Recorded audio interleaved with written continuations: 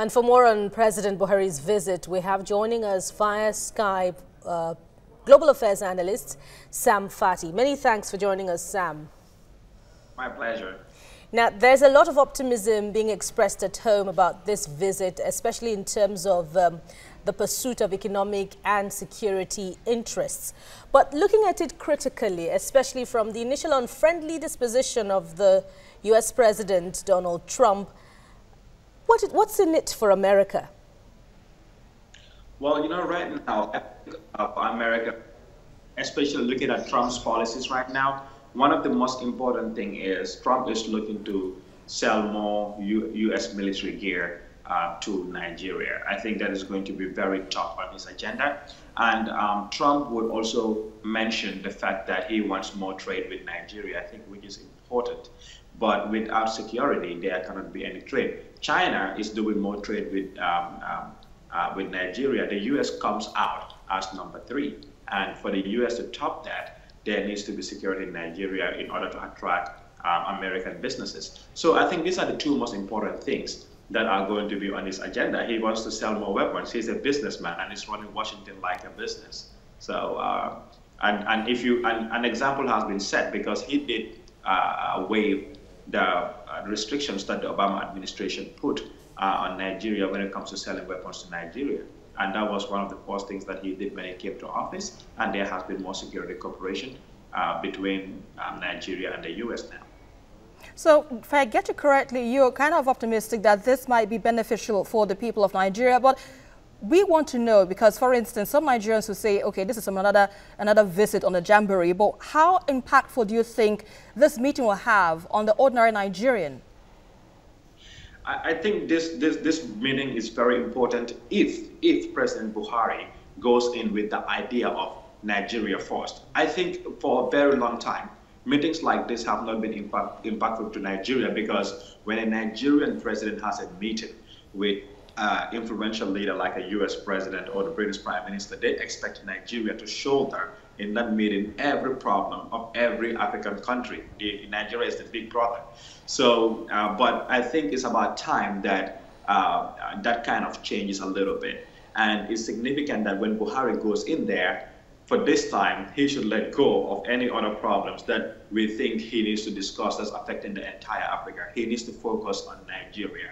He needs to go in with the mentality of Nigeria first, discussing security and economic issues. That's what he needs to focus on. In fact, elections is coming, and the cornerstone of Buhari's victory was that he promised to resecure the country. He promised to defeat Boko Haram. So we went from technically defeating Boko Haram in the northeast to defeating to saying, oh no, they are depleted. How many times did Abubakar Shekau have died and he resurfaced? So he needs to prove a point that he is doing everything he can to fulfill that campaign promise, or else he may lose elections.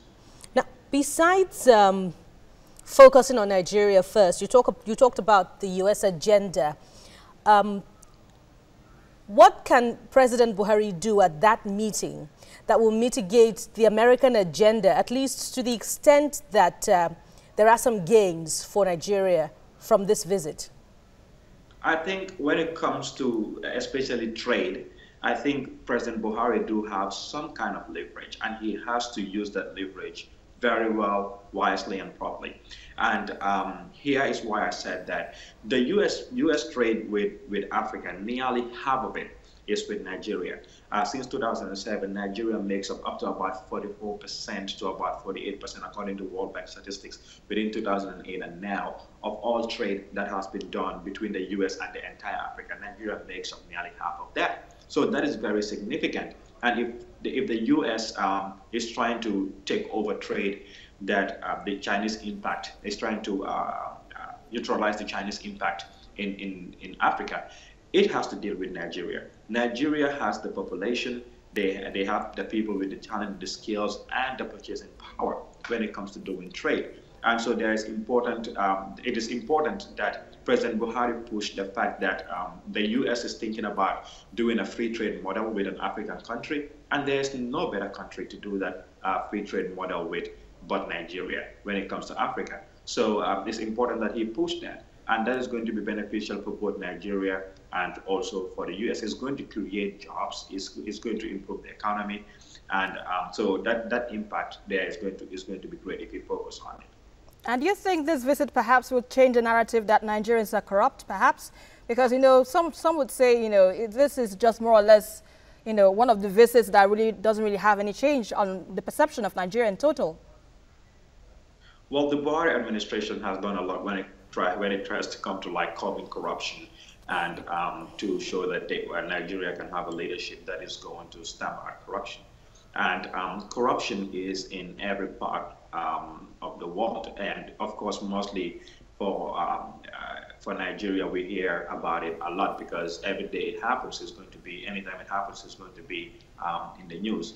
But I think what Buhari needs to do is not just to preach it more and make sure that at this point in time he also emphasizes it. And that is why I believe one of the most important things he's going to do during this trip is to make sure that former government officials that are in the United States or have assets stolen that are stashed in the United States are being confiscated. There's a Justice Department law which can also take these homes and take them back to Nigeria. But he needs to do more in order to assure the international community and other world leaders that when such assets are returned to Nigeria, they are not going to be stolen, and that to show that Nigeria is building very independent institutions that can operate outside of some of their influence. All right, Sam, let's leave it at that for now. Thank you very much for your contribution on TVC News Hour.